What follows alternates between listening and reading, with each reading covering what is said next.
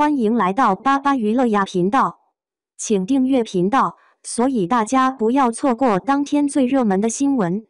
我们今天的时事通讯包括以下内容：顾一言，你告诉我，肖战和杨紫是不是真 CP？ 看完了余生，我的八卦之魂熊熊燃烧。我就想搞清楚一个关键问题：肖战和杨紫到底是不是真 CP？ 上一次这么八卦，还是在上一次。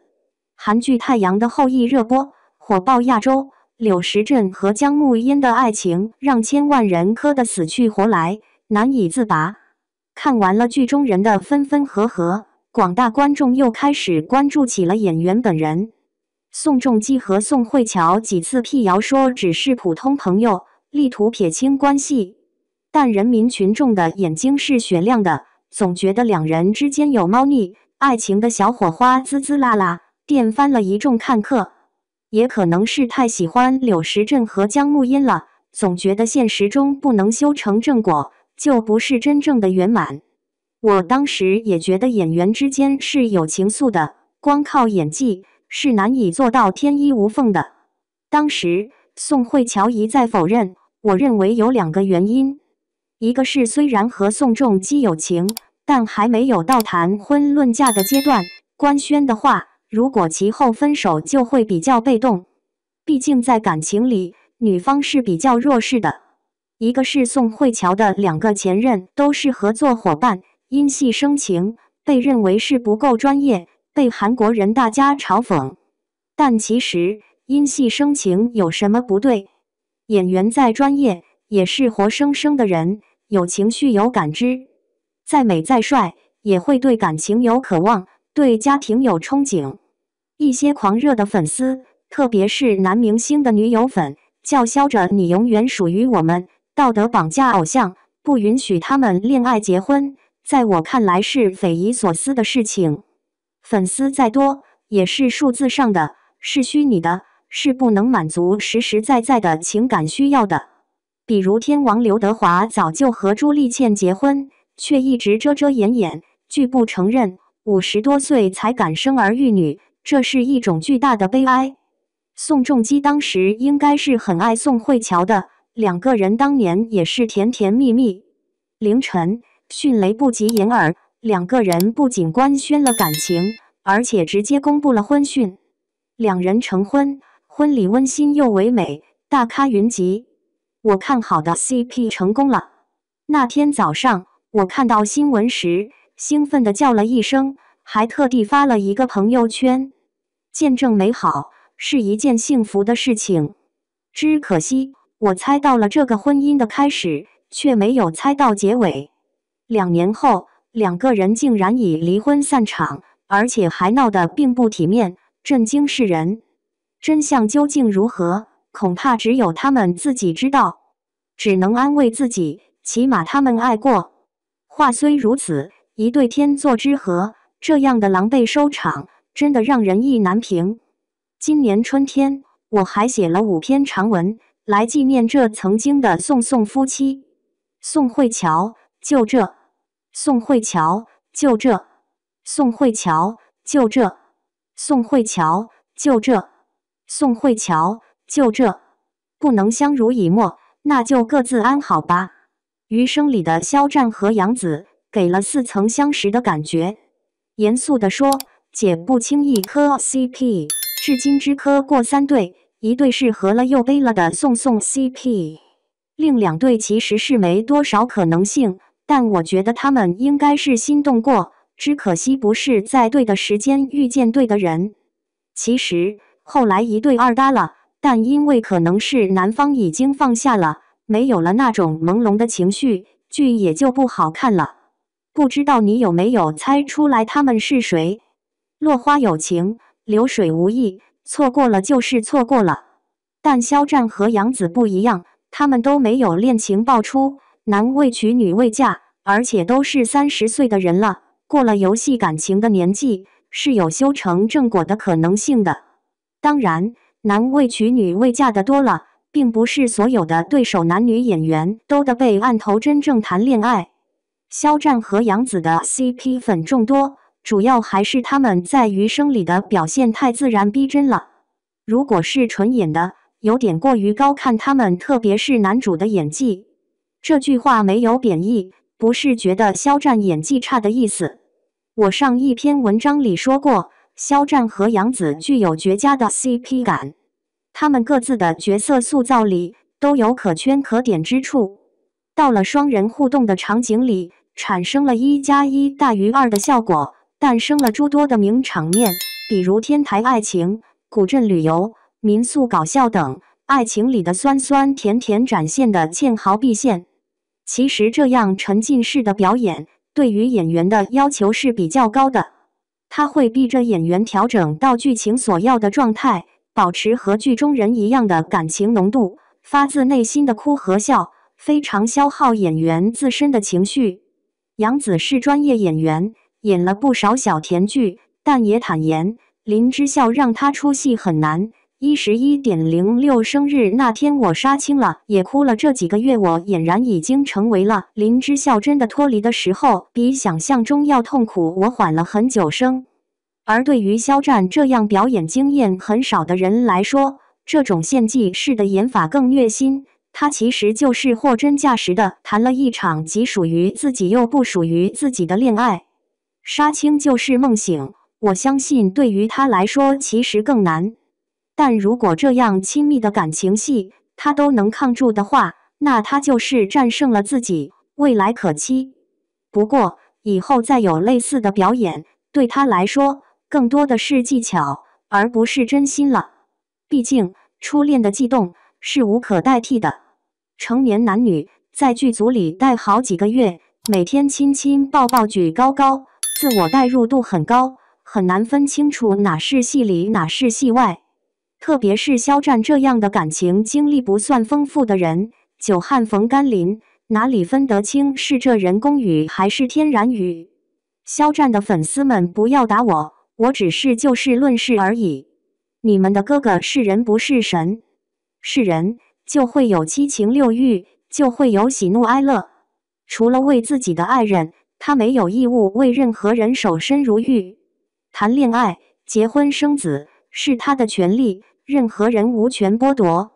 至于另外那个女孩是不是和他相配，只有他们俩有发言权，其他人等，哪怕是父母也无权干涉。所以动心了就是动心了，没有什么不正常的。可以说再正常不过了。30岁的人了，愿赌服输，愿爱就赌。其实就算双方都是明星，女方承受的压力还是要大一些。比如谢娜和张杰，从他俩定情开始，双方粉丝就纷争不断，尤其是张杰的粉丝一直认为谢娜配不上张杰。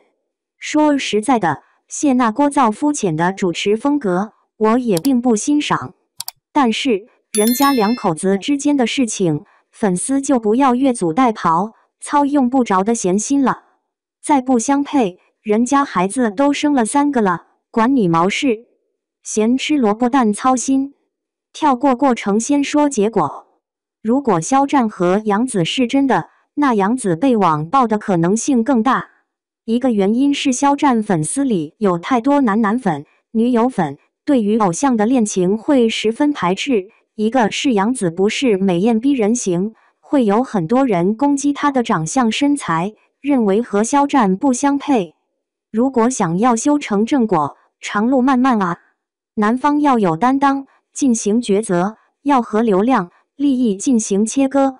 本着严谨的精神，我想要看一看两个人在余生之后的和其他对手的合作情况。这2年，杨紫的运道一般，拍摄的好几部作品都没有正常播出，花费了大量心血的《青簪行》因为吴某凡的事件迟迟不能播出。只有一部和井柏然合作的《女心理师》在正常播出，但因为男主井柏然的特殊情况，我觉得这种合作没有什么可比性。两个人其实最可以拿来比较的是有大量感情戏的古装剧，一部是肖战、任敏主演的《玉骨遥》，一部是杨紫、程毅主演的《沉香如屑》，但可惜都还没有播放。剩下的选项不多，只有肖战的军旅剧王牌部队。其实，即使两个人都有备选剧，我还是会重点看男方的，因为相对女性来说，男性在感情浓烈期更容易显露端倪，俗称藏不住。而且，更重要的，我喜欢男方在感情初期更主动、更炙热。一般来说，即使两人是同时出发，双向奔赴，行至中后程，往往是男方的情感投入度会下降得更快，即使不是出轨，也会因为事业等转移了重点。所以，我是有私心的，有偏颇的。如果用数学等式来看的话，刚开始的男方的高投入，才能中和后面的心有旁骛。这其实也是为什么很多女性会选择爱我的人，而不是我爱的人。女性是有天然的母性光辉的，只要你不离不弃，会越来越爱，久死而不悔。我是一个严肃的、认真的进行八卦的人，请为我鼓掌。说实在的，我对军旅剧不甚感兴趣，但我是有任务在身的，那就勉为其难吧。而且里面还有《亮剑》里的老搭档李云龙和赵刚，倍速走起吧。毕竟在园区里上班，晚上还是有时间的，就当是一个打发时间的方法吧。简单来说，肖战饰演的顾逸也有3段情感经历，青梅竹马但却并没有男女之情的胡杨，刻骨铭心却爱而不得的江南征，阴差阳错的却又细水长流的阿秀。胡杨对他倾慕有加，却妾有一郎无情，只是一朵小小的浪花。江南征和顾逸也都是好强优秀的人，两心相悦，但是因为自尊，因为责任，还因为另一男主高亮的介入，江南征感情发生了摇摆，两个人最终有缘无分，遗憾而终。顾逸也和阿秀的结合是争议最大的。在战场上，排长张飞为了掩护顾逸也，英勇牺牲了。愧疚、感动、自责、追思等多种情绪夹杂在一起，顾逸也难以面对张飞的未婚妻阿秀，而阿秀和孩子孤儿寡母，难以为生。为了报恩，为了保护阿秀，为了照顾张飞的孩子，顾逸也放弃了江南征，选择了阿秀。无以为报，以身相许。顾逸也是一名年轻英俊的优秀军官，他放弃了自己和江南征的感情，开始把照顾阿秀和排长的遗父子作为了生活的目标之一。顾逸也是逼着自己喜欢阿秀的，他把江南征从心里扯出来，硬把阿秀装进去，这其中的痛苦和煎熬，非亲身经历难以感同身受。经过长达10年的追求，阿秀和顾逸也终于结成眷属，令人感动，让人唏嘘。但是作为看客，终有遗憾。也许对于顾逸也来说，这是释然，是放下。但是这一桩婚姻里，爱情的成分占多少？责任又占多少？从眼界、知识面、审美等方面来说，阿秀作为一位农村姑娘，是和顾逸也不相配的。尽管为了增加信服力，编剧给阿秀增加了许多的光环，比如清秀爽朗，比如贤惠善良，比如坚强孝顺，但是这终究不是一份势均力敌、双向奔赴的爱情。这个匹配并不是世俗意义上的门当户对，而是两个人的精神高度是否能达到对等。就比如林黛玉嫁给董永，两个人都很好，但不是那么回事，两个人的 CP 感几乎为零。因此王牌部队的感情戏里，被吐槽最厉害的就是顾逸也和阿秀的结合，心疼顾逸也的弹幕随处可见。纵使举案齐眉，终是意难平。其实尽管感动于顾逸也的担当和大爱，但我其实是并不理解的。张飞牺牲，阿秀母子艰难，的确是不容易，但难道就只有娶了他这一条路吗？可以给他们捐钱捐物，可以帮他在当地找一个各方面相当的男人。阿秀长得好看，就算有个儿子，也并不是嫁不出去。顾逸也把自己当作祭品贡献出去，成全了阿秀，给了他没有奢望过的温暖。但是这难道没有深深的伤了江南征的心吗？难道因为有高粱这样所谓的忠诚备胎，顾一野就可以含笑离去？如果没有高粱呢？江南征怎么熬过去？顾一野这样做好像够仁义够男人，但是却不是我欣赏的方式。爱情和婚姻不是赠与，不是妥协，不是交易。我觉得顾一野和阿秀的结合不能算是悲剧，但的确是遗憾。顾一野对得起所有人，唯独对自己有点太狠了。看《王牌部队》里顾一野的感情线，总觉得心内郁结。顾一野的成熟和壮大，是用自己的隐忍和付出换来的。有的时候看得很窒息，甚至要缓一缓，中间看一看顾医生和笑笑的甜蜜，我才能鼓起勇气继续看下去。这样的耿耿于怀，在我旁观平凡的世界里，孙少平、孙少安的感情里也曾经历过。若论厚重和深邃，路遥的平凡的世界比不上陈忠实的白鹿原，但是路遥是用自己的生命、全部的激情来倾诉了发生在黄土高原上的生老病死、爱恨情仇，他的感染力、共情力比白鹿原强大。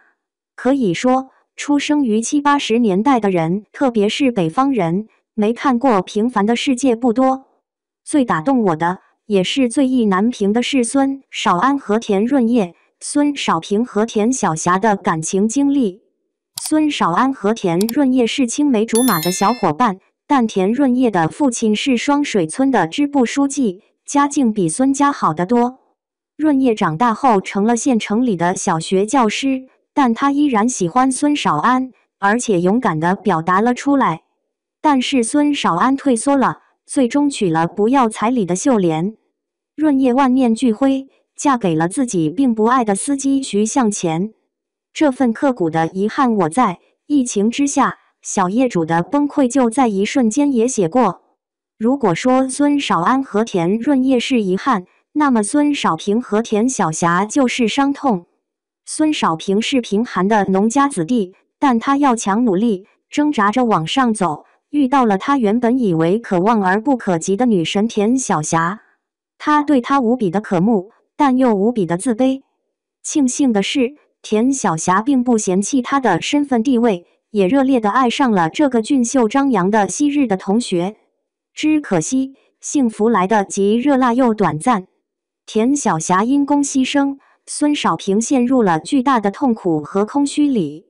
他在煤矿上行尸走肉般的生活，幸好师傅一家给了他一点生活的温暖。然而，师傅又因煤矿事故猝死，孙少平担负起了照顾师母和孩子的义务。师母的温柔贤惠渐渐融化了他的心，最终他和师母走在一起。他远远地看见头上包着红纱巾的慧英，胸前飘着红领巾的明明，以及脖项里响着铜铃铛的小狗，正向他飞奔而来。我不怪孙少平最后的抉择，人总要活下去。失去了人生挚爱，还有平淡的幸福，也算是一桩幸事。但是有情人难成眷属，终归是一大憾事，无论是对当事人还是看客。顾一野的选择和孙少平有相似之处，与其说是爱，不如说是责任和担当。对于孙少平来说，可以稍感安慰的也许是师傅的儿子对他很依赖、很亲热，而顾一野在家庭生活上的遗憾就更多。他的继子对他充满了敌意，屡次顶撞他，质疑他，而且他和阿秀也一直没有自己的孩子，不能不说这是一件意难平的事情。看着江南征为高粱穿上了婚纱，顾一野好像是云淡风轻，但事实上他不可能内心也这么波澜不惊。这是贯穿了他青春的女孩啊，为他甜蜜的笑过，为他针扎般的疼过，为他深夜辗转反侧过。最后他笑颜如花的穿上了婚纱，但是陪在身边的新郎却不是他。怎么可能不难过？怎么可能不心痛？只是他已经失去了难过和心痛的权利。顾一野是个有种的男人，他宁愿咬碎牙齿堵里烟，也要给阿秀安全感，给江南征和高粱体面。他没有失态，但是内心里的翻江倒海，只有他自己知道。当然，《王牌部队》是一部讴歌军人的爱国题材剧，它的立意本来就和普通偶像剧有区别，也可能经历过了血和火的淬炼，故意也已经升华了自己，小情小爱里已经退居到了第二位，大情大爱才是他的考虑范畴。愿赌服输，成年人所有的选择都要自己承担。我的本意是看一看肖战在《王牌部队》里的和女主的对手戏，但是看完之后，我觉得已经不那么重要了。我本来是来找乐的，没想到我是来找虐的。这部剧拍的不算特别经典，但也比较成功，在弘扬家国情、战友情方面还是可圈可点的。有好几场戏，我看得热泪盈眶，非常感动。但既然给自己出了题目，总要答题。简答如下：第一个，我要纠正一些自己原来的偏见，比如说对偶像出身的演员总是戴着有色眼镜，觉得他们业务拉胯，素质一般。但《王牌部队》里的肖战、黄景瑜的表演虽不算处处亮眼，但也中规中矩，不辣眼睛。有一段战后的情节，在9连的宿舍里，2个人面对着战友的遗物，共同缅怀牺牲的战友。肖战、黄景瑜的哭戏表现的还是不错的，感染力很强。而且在当红的时候，能够不耍帅、不装酷的投入军旅正剧的拍摄，也算是对事业有规划、有想法，值得肯定。我一直认为，有机会的话，男人还是要在军营里淬炼一下，对自己的境界、体魄、意志、执行力等都会有好处，整个人的精气神都提升了一个档次。